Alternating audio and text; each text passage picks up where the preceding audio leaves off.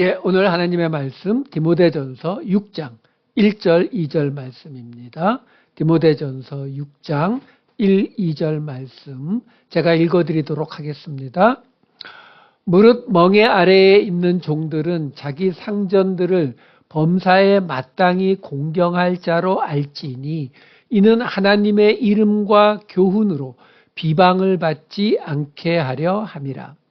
믿는 상전이 있는 자들은 그 상전을 형제라고 가볍게 여기지 말고 더 잘 섬기게 하라.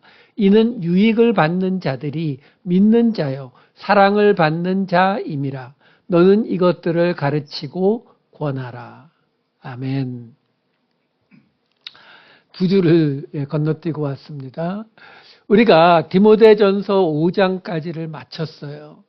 근데 지난번에 이 디모데전서 5장이 어떤 이야기였냐면 사도 바울이 디모데에게 그 교회에 늙은 남자, 늙은 여자, 젊은 남자, 젊은 여자에 대해서 그들을 가족처럼 대하라고, 아버지, 어머니, 형제, 자매처럼 대하라고 이야기하면서 늙은 과부와 젊은 과부, 그리고 늙은 남자인 장로에 대해서 사도 바울이 이야기했었죠. 그 사람들의 헌신을 당연한 것으로 여기지 말고 그들의 정결함을, 헌신이나 정결함을 강요하지도 말고, 마찬가지로 디모데에게도 네가 제사장적인 정결을 드러내겠다고 해서 포도주를 마시지 않는 그런 방식을 취하지 말고 그것이 너의 정결을 나타내는 것이 아니니까 내가 성도들을 공정하게, 불공평하지 않게, 편견 없이 대하되 어떻게 하라고요? 기다리라고요. 선한 일이든 악한 일이든 당장 뭔가를 만들어내려고 하지 말고, 당장 어떤 평가를 받으려고 하지 말고 기다리면 선한 일이든 악한 일이든 그것들이 다 드러날 날이 올 것이다. 이런 설명이 5장까지의 이야기였습니다. 자, 근데 여기서 우리 한 가지만 제가 말씀드리고 오늘 본문으로 갈게요. 뭐냐면, 그러면 결국 사도 바울이 5장 전체에서 그 젊은 과부, 늙은 과부, 장로들, 이 사람들을 대하는 방식에 대해서 결국 결론으로 맨 마지막에 이야기한 게 뭐냐면 불공평하지 않게 편견 없이 대하는데 당장 어떤 것을 결정하려고 하지 말고 선한 일이든 악한 일이든 그것이 드러날 때까지 기다리라. 이게 결론이었거든요. 그러면 이걸 우리가 어떻게 해석할 것인가에 문제가 남죠. 왜? 예, 기다리는 거 뭐 좋을 수 있는데, 지금 문제가 있는데 그냥 기다리면 된다는 뜻인가요? 그냥 얼마나 기다려야 돼요? 일주일? 한 달? 1년? 이런 것들이 굉장히 애매해지지 않습니까? 그런데 우리가 잊지 마셔야 되는 게 뭐냐면 애매하다라고 느끼는 이유가 뭐냐면 우리가 율법주의를 벗어나지 못하고 있어서 그래요. 지금 사도 바울이 여기에서 기다리라는, 결국 결론이 기다리라는 말로 나가는 이유가 뭐냐면 율법주의의 가장 커다란 약점이 뭐냐면 기다리지 않는 거거든요. 사람들이요, 지금 우리 기독교, 그러니까 개신교와 천주교, 정교회까지도 사도 바울과 예수님의 말씀에 따라서 은혜의 구원을 믿잖아요. 그렇기 때문에 율법주의 그러면은 안 좋은 거라고 다들 생각해요. 근데 그럼에도 불구하고 우리가 율법주의를 떠나지를 못합니다. 떠나지 못하는 가장 큰 이유가 뭐냐? 그게 훨씬 쉽거든요. 율법주의가 뭐예요? 율법에 따라서 죄다, 아니다. 그러니까 하지 마라, 해라. 이거거든요. 사회가 점점 발달하고 점점 복잡해지잖아요. 그러니까 우리가 점점 쉴 시간이 없어요. 옛날에 농사를 지을 때에는 봄, 여름, 가을 바쁘다가 겨울이 되면 할 일이 없어서 집안에 앉아서 예, 그냥 술 마시고 노닥거리고 하는 이런 시간들이 있었잖아요. 근데 지금은 점점 복잡해지고 점점 바빠지니까 이제는 직장에서 하루 종일 일하고 집에 와도 가족들과 이야기할 시간을 갖기 어렵죠. 왜? TV가 있고 컴퓨터가 있고 전화기가 있으니까. 그러다 보니까 우리는 내가 당장 살아가는 데 필요한 일들이 아닌 다른 일들에 대해서는 시간을 쓰는 걸 좋아하지 않아요. 그러니까 그냥 간단한 결론으로 그냥 그래서 어떻게 하라고요? 제가 어떻게 할까요? 해요 말아요. 이렇게 정해주길 원한다고요. 그게 뭐라고요? 율법주의라고요. 왜? 하나님의 말씀은 그렇게 쉽지 않습니다. 하나 예를 들어 드릴게요. 레위기 말씀 하나 보여드릴까요? 레위기 11장 12절에 보면 이런 대목이 나와요. 수중생물의 지느러미와 비늘 없는 것은 너희가 혐오할 것이니라. 그러니까 지느러미와 비늘이 있어야 되니까 도미, 잉어 이런 건 괜찮은 거죠. 그렇죠?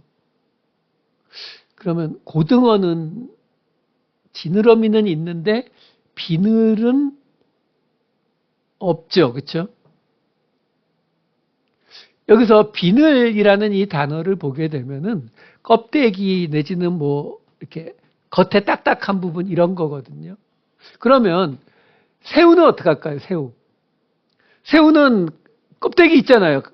갑각류니까. 게도 있고. 걔는 지느러미가 없어요? 왜 없어요? 자기들 나름대로의 지느러미가 있습니다. 꼬리에 지느러미 있고요. 새우는. 게는 맨 마지막 다리에 지느러미 다 있어요. 먹어요 말아요?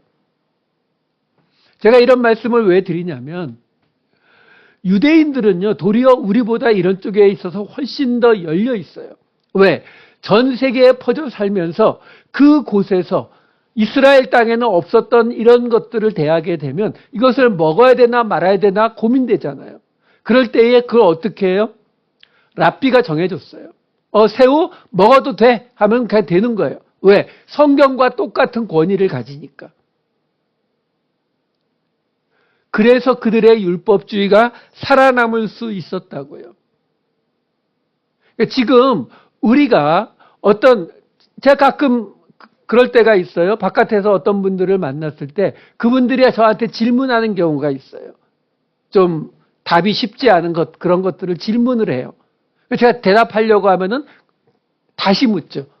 그냥 찬성이세요? 반대세요? 이렇게 물어요. 한마디로 대답하라는 거예요. 근데 그렇게 안 되는 게 정상이라고요. 그렇게 되기를 원하는 게 율법주의라고요. 지금 제가 이 말씀을 먼저 드리는 이유가 뭐냐면 지금 이 이야기는 앞에 5장에서 계속 이어가는 이야기예요. 아니, 정확히 따지면 5장이 아니라 디모데전서 맨 처음부터 이어지는 이야기예요. 맨 처음 디모데전서 1장 3절에 보면은 어떻게 시작됐냐면 다른 교훈을 가르치지 말며 이렇게 나와요. 헤테로디다스칼로스라는 단어예요. 다른 교훈. 그러니까 복음이 아닌 다른 거 가르치지 말라는 거예요. 자, 다음번에 볼 6장 3절 오늘 보면 바로 뒤에는 뭐라고 나오냐면 누구든지 다른 교훈을 하며 그러면 안 된다는 거예요. 그럼 여기서 지금 다른 교훈으로 나오는 게 뭐예요? 율법주의예요. 그러니까 오늘 본문도 바로 그 율법주의식으로 받아들이지 말라는 것에 들어가 있는 이야기다라는 것을 생각하면서 따라오셔야 돼요. 자, 그러면 오늘 본문 다시 볼게요. 6장 1, 2절을 보시게 되면 멍에 아래 있는 종들은 자기 상전들을 범사에 마땅히 공경할 자로 알지니 이는 하나님의 이름과 교훈으로 비방을 받지 않게 하려 함이라. 믿는 상전이 있는 자들은 그 상전을 형제라고 가볍게 여기지 말고 더 잘 섬기게 하라. 이는 유익을 받는 자들이 믿는 자요 사랑을 받는 자임이라. 너는 이것들을 가르치고 권하라. 자, 이 구절에 있어서 가장 큰 이슈가 뭐냐면 여기 왜 갑자기 종에 관한 이야기가 튀어나오느냐라는 거예요. 앞에서, 지금 이게 계속 이어지는 이야기라 그랬어요. 앞에서 늙은 남자, 늙은 여자, 젊은 남자, 젊은 여자 하면은 성도들 다 커버하는 거잖아요. 그리고 결론까지 있었거든요. 근데 그 결론 끝나고 난 다음에 이 종에 관한 오늘 본문 1, 2절이 들어가 있거든요. 그럼 여기서 왜 갑자기 이 종에 관한 이야기가 튀어나오느냐가 첫 번째 이슈예요. 자, 그런데 이거는 디도서를 비교해 보면은 아주 쉽게 알 수가 있어요.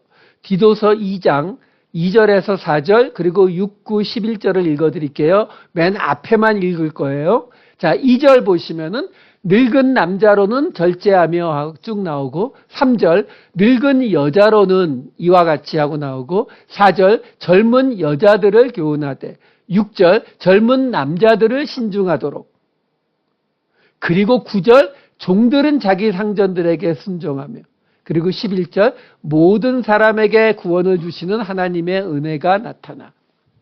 자, 이 디도서 2장 말씀을 보면은 사도 바울이 어떤 식으로 설명한지가 딱 나오죠. 성도들에 대해서 디도에게 뭐라고 말해요? 늙은 남자에 대해서, 늙은 여자에 대해서, 젊은 여자에 대해서, 젊은 남자에 대해서, 그리고 종에 대해서. 거기까지 다 말해놓고 마지막에 뭐라고 했어요? 모든 사람에게 구원을 주시는. 그러니까 사도 바울이 그 당시 사람들의 이 사고방식에 그들의 생각에 일반인은 늙은 남자, 여자, 젊은 남자, 여자로 구분하고 그리고 일반인이 아닌 뭐 솔직히 말씀드려서 그 당시에는 사람으로 잘 취급하지 않았던 종들을 또 한 그룹으로 생각을 하는 거예요. 그래서 이 디도서에서는 그렇게 5그룹을 다 이야기해 놓고서 모든 사람에게 구원을 주시는 이렇게 나오는 거예요. 그러니까 이 그레데에 있는 이 디도의 교회에 대해서 이 5그룹을 그냥 말했거든요. 그 말은 뭐예요? 오늘 우리가 보고 있는 이 디모데 전서, 에베소 교회에 보낸 이 디모데 전서에서도 사도 바울이 5장에 나온 것처럼 그 늙은 남자, 여자, 젊은 남자, 여자를 다 말하고 나서 물론 젊은 남자 여기서 빠져 있지만 다 말하고 나서 종에 대해서 나오는 게 순서에 맞는다는 거예요.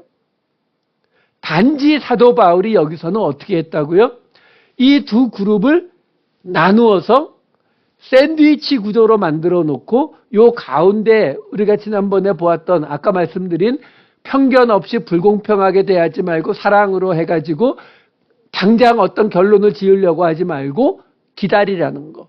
이 결론 그 안에 디모데에게 너도 한 번에 뭔가를 이루려고 남의 평가에 연연하지 말고 포도주 마셔라 라고 말하는 것까지 들어있는 이 결론을 가운데 샌드위치로 두고 이 양옆으로 늘어놓았다라는 거예요. 그 말은 뭐예요? 샌드위치 구조가 왜 나온다고요? 강조법이거든요. 그러니까 이 디모데 전서에서는 디도서와는 달리 사도 바울, 지난번에 보았던 사도 바울이 그들에게 어떻게 대할 것인지에 대한 것을 강조하기 위해서 두로 나누고 그 사이에 결론을 집어넣은 상태다라는 거예요. 자, 이러면 지금 이 문장 구조는 우리가 쉽게 이해를 할 수가 있어요. 자, 그러면 이제 우리가 뭘 봐야 되냐면, 그러면 이 종에 관한 이야기가 어떤 방식으로 지금 사도 바울이 이야기하는지를 한번 보자고요. 왜 사도 바울이 이 둘을 갈라서 샌드위치 구조를 만들어 가면서 한 이유가 뭐냐라는 거죠. 자, 그걸 보기 위해서 6장 1절을 다시 볼게요. 무릇 멍에 아래에 있는 종들은 자기의 상전들을 범사에 마땅히 공경할 자로 알지니 이는 하나님의 이름과 교훈으로 비방을 받지 않게 하려 함이라. 자, 여기요. 지금 멍에 아래에 있는 종들은 자기의 상전들을 공경할 자로 알아야 된다라고 말해요. 문제는 여기 지금 상전이라고 번역이 된 헬라어가 데스포테스라는 단어예요. 어떤 뜻이냐? 주인 그래서 그러니까 상전, 종들의 주인의 의미를 가져요. 그런데 사실 우리가 잘 알다시피 신약 성경에는 이 주님 또는 주인의 뜻으로 사용되는 아주 흔한 단어가 있죠. 큐리오스라고 하는 단어예요. 이 큐리오스라고 하는 단어는 무려 600번이 넘게 신약 성경에 등장을 합니다. 물론 대부분은 하나님이나 예수님을 나타내는 데 사용되지만 이 종의 주인을 나타내는 데에도 또는 선생을 나타내는 데에도 많이 사용되는 아주 보편적인 단어예요. 거기에 비해서 거의 비슷한 뜻을 가지고 있는 이 데스포테스라고 하는 단어는 신약 성경에 10번밖에는 나오질 않아요. 근데 10번밖에 나오지 않는데 주인, 주님 또는 뭐 상전 이런 뜻을 가지고 있는 게 맞는데 왜냐하면 이게 본래 남편에게 묶였다라는 뜻이거든요. 그러니까 이런 뜻이 맞는데 사용된 곳을 보면은 10번 중에 6번이 딱 한 번만 실제로 그냥 주인을 뜻하고 6번은 하나님이나 예수님을 뜻해요. 하나님 5번, 그리스도 1번. 그리고 3번이 바로 이 종에 관한 이야기가 나오는 이 디모데전서 오늘 본문 6장 1절 2절에 한 번씩 그리고 금방 보았던 디도서 2장 9절에 한 번 이렇게 나오거든요. 자, 그러니까 번역이 잘못됐다는 게 아니에요. 종들에게 말하고 있는 거니까 그 종의 주인을 말하는 게 맞아요. 근데 그 흔한 큐리오스를 쓰지 않고 데스포테스를 쓴 이유가 뭐냐라는 거죠. 실제로 이 단어가 5번이 하나님 그리고 1번이 그리스도에 대해서 사용됐는데 하나님께 사용된 케이스를 제가 2개만 보여드릴게요. 사도행전 4장 24절과 유다서 1장 4절 말씀입니다. 그들이 듣고 한 마음으로 하나님께 소리를 높여 이르되 대주제여, 이게 데스포테스예요. 천지와 바다와 그 가운데 만물을 지은 이시오. 유다서 1장 4절.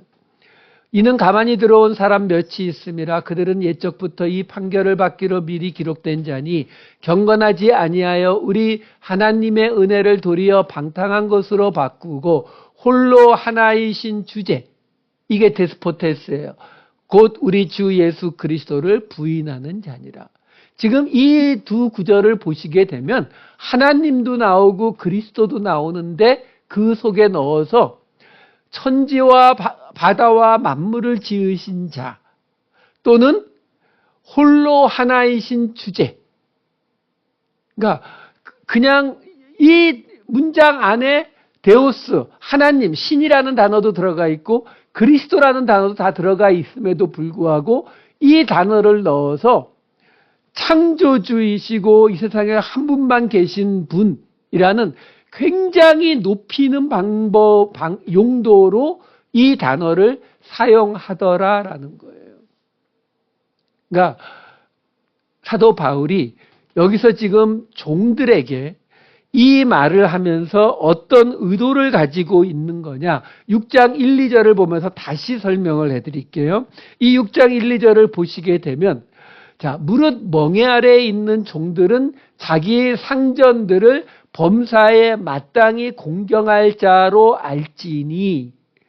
근데 그 상전을 범사에 마땅히 공경해야 되는데 어느 정도로? 마치 그 위대하신 하나님처럼. 2절도 마찬가지죠. 믿는 상전이 있는 자들은 그 상전을 형제라고 가볍게 여기지 말고 더 잘 섬기게 하라.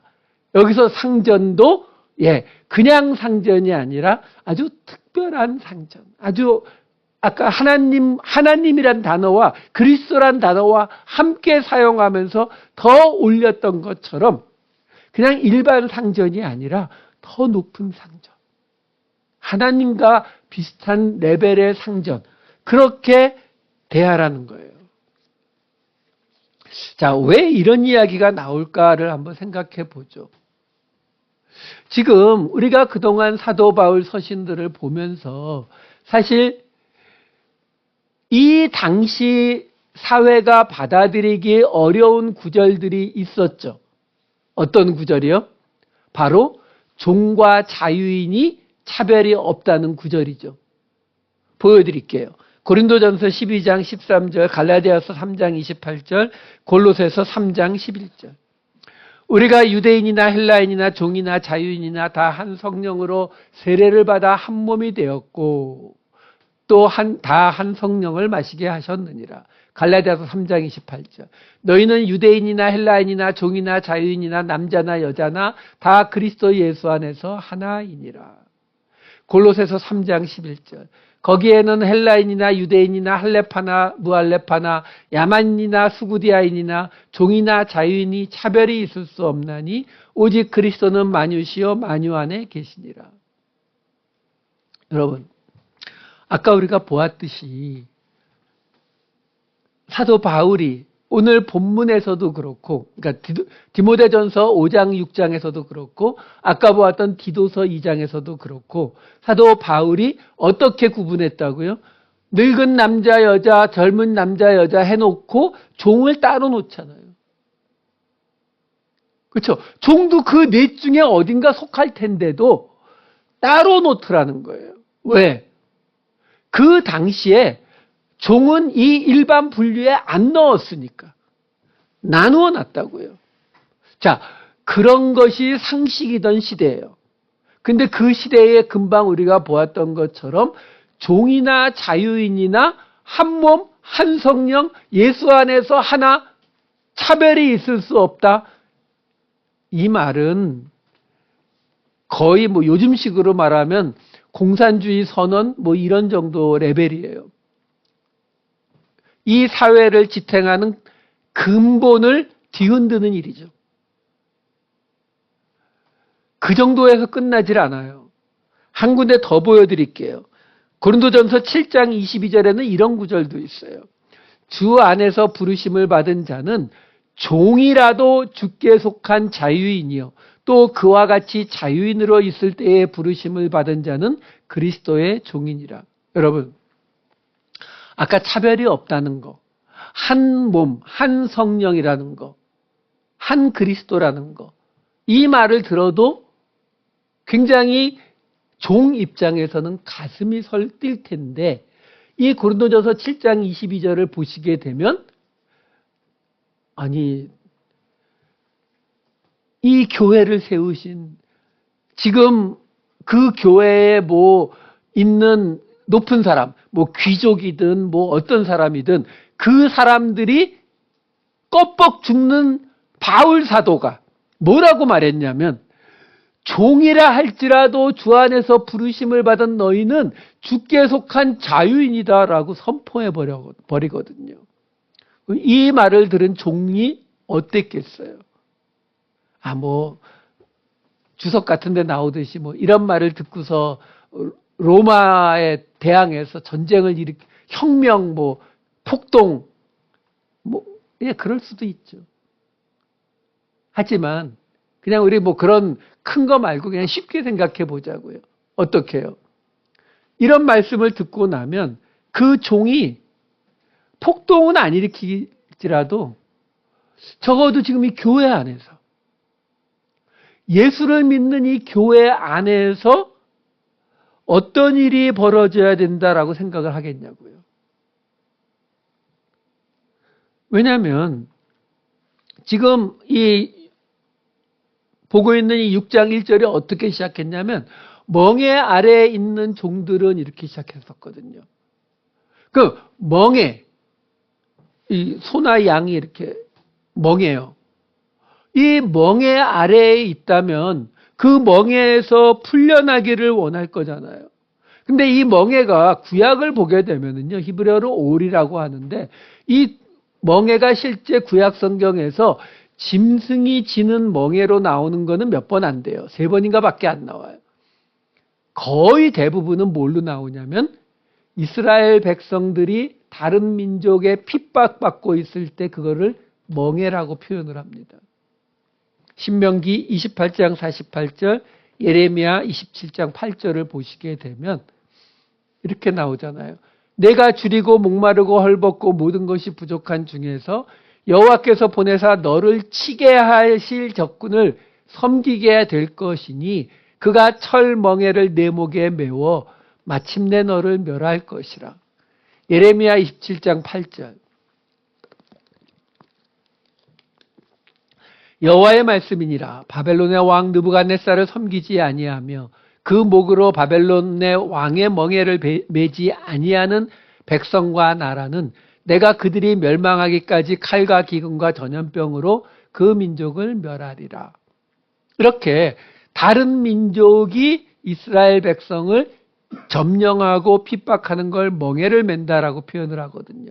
그러면 당연히 메시아가 오셔서 그 상태에서 풀어줄 때에는 당연히 그 멍에를 벗긴다, 멍에를 부순다라고 나오게 되죠. 그 이야기가 레위기 26장 13절과 에스겔서 34장 27절에 이렇게 나옵니다. 나는 너희를 애굽 땅에서 인도해내어 그들에게 종된 것을 면하게 한 너희의 하나님 여호와이니라. 내가 너희의 멍에의 빗장을 부수고 너희를 바로 서서 걷게 하였느니라. 에스겔서. 그리한즉 밭에 나무가 열매를 맺으며 땅이 그 소산을 내리니 그들이 그 땅에서 평안할지라. 내가 그들의 멍에의 나무를 꺾고 그들을 종으로 삼은 자의 손에서 그들을 건져낸 후에 내가 여호와인 줄을 그들이 알겠고. 지금 제가 일부러 멍에라고 하는 이 단어와 종, 에베드라는 단어가 같이 나오는 구절을 찾아서 보여드린 거예요. 그러니까 그 다른 민족에 의해서 핍박받고 점령당하는 그것을 멍에라고 표현을 하는데 그거를 종되었다라고 표현을 하거든요. 그러니까 당연히 메시아가 오면 그날이 오게 되면 그 멍에가 벗겨지고 멍에가 부수어지는 게 뭐와 같아진다고요? 종의 자리에서 풀려나는 거예요.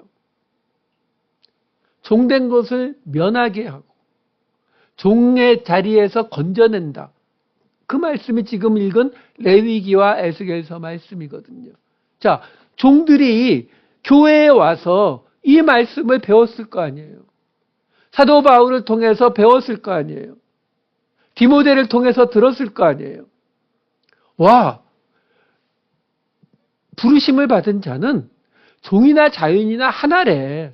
한 성령이래. 다른 게 없대. 차별하면 안 된대. 그리고 예수님이 메시아잖아. 메시아가 오시면 구약 성경에 나왔던 것처럼 우리의 멍에를 벗기기 때문에 종된 자들은 그 종된 것을 면하게 해주시는 게 맞대. 그러니까 뭐예요? 나는 더 이상 적어도 이 교회 안에서는 종이 될 수 없어. 당연한 거 아니에요?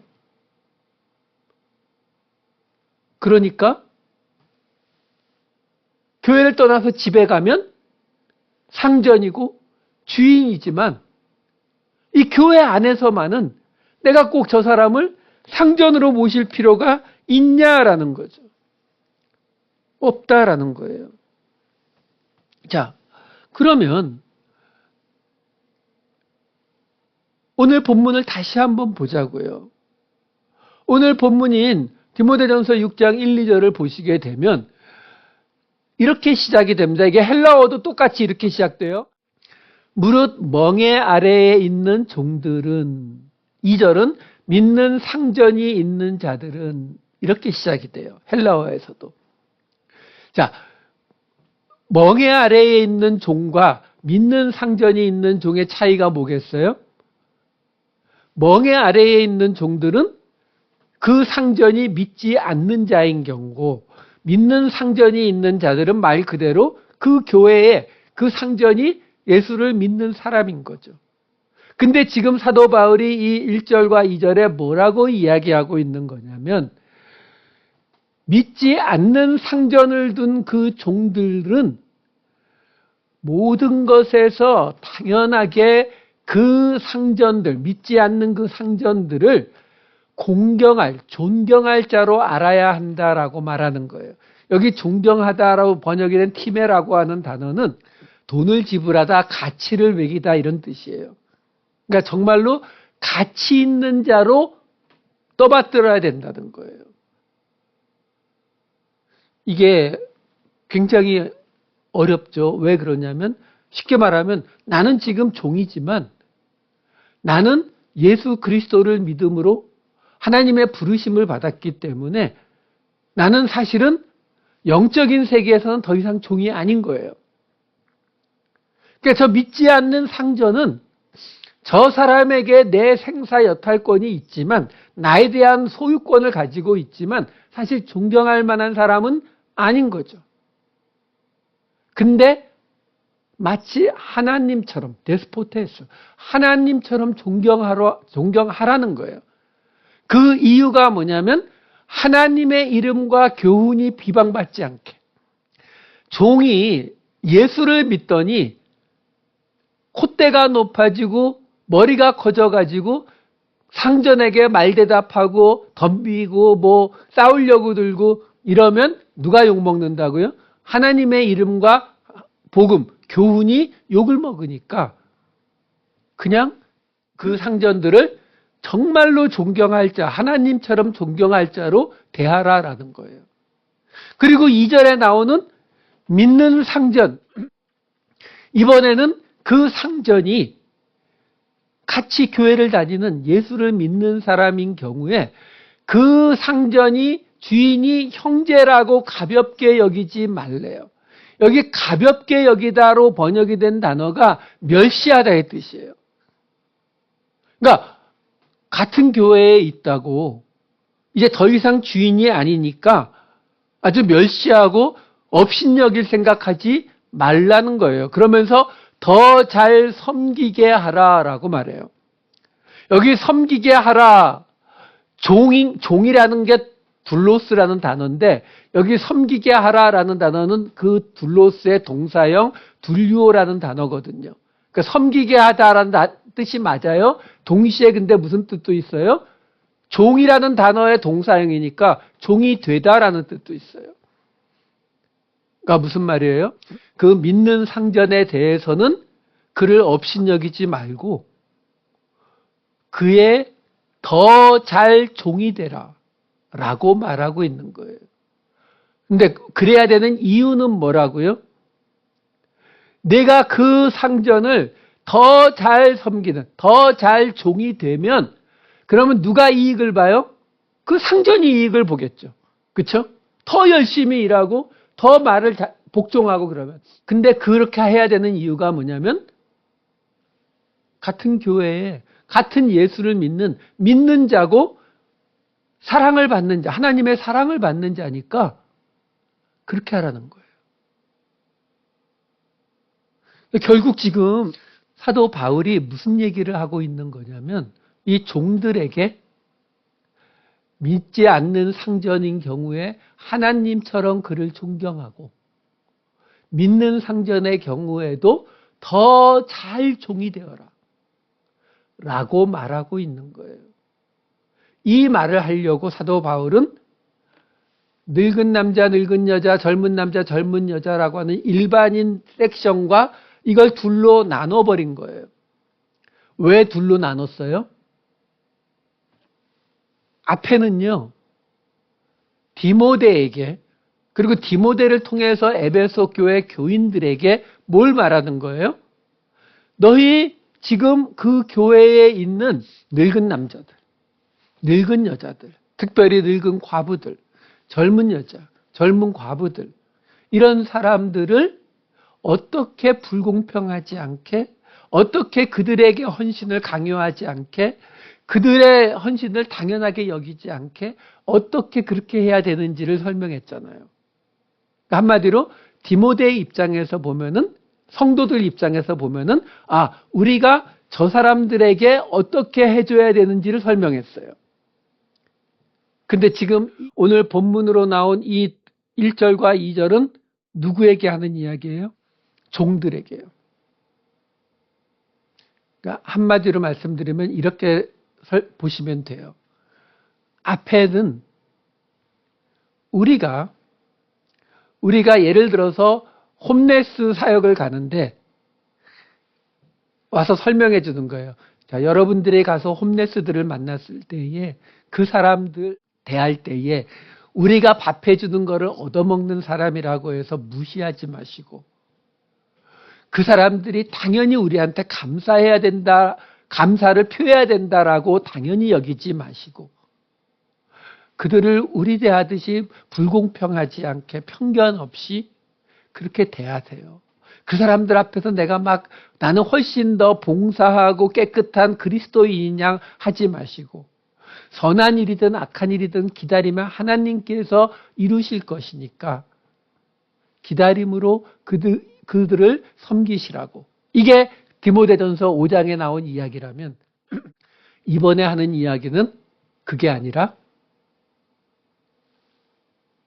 내가 누구에게 베푸는 입장이 아니라 내가 누구에겐가 당한 입장인 거예요. 종들이니까. 그렇죠?